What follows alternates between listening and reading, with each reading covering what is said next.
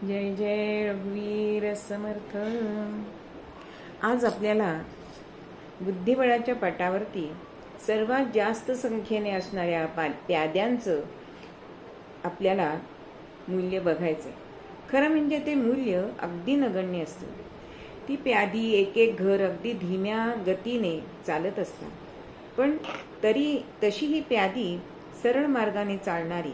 पण कधी कधी हेच प्याद फक्त विरोधी मोहरा मारण्यासाठी एक घर तिरपी चालू शकतं. प्यादी आणि सामान्य माणूस याच्यात बरीच साम्य स्थळं आपल्याला दिसतात. आपणही जीवनामध्ये सरळ मार्गाने चालणं पसंत करतो, पण खरेच सगळेच सरळ मार्गाने चालून आपल्या मार्गातील प्रश्न सुटतात का? तर नक्कीच नाही, असंच त्याचं उत्तर आहे. प्यादाला शेवटच्या पट्टीत पोचल्यावर बढती मिळते, तेही खेळाडूच्या इच्छेनुसार. असं सशक्त प्याद एखाद दुसरंच असतं. बाकी प्याद्यांचं काय?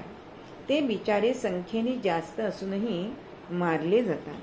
आपल्या जीवनपटाचा डाव मांडताना सुद्धा आपल्याला सगळ्या चाली या बुद्धिबळाच्या पटाप्रमाणे मांडाव्या लागतात.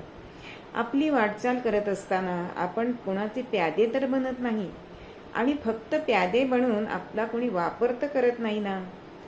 इथे आपल्याला कटाक्षाने लक्ष ठेवलं पाहिजे. समर्थ म्हणतात त्याप्रमाणे सावधपण इथे आपल्याला ठेवायला पाहिजे, काळजी घेतली पाहिजे. कारण शेवटी आपण आपल्या मनाचे राजे.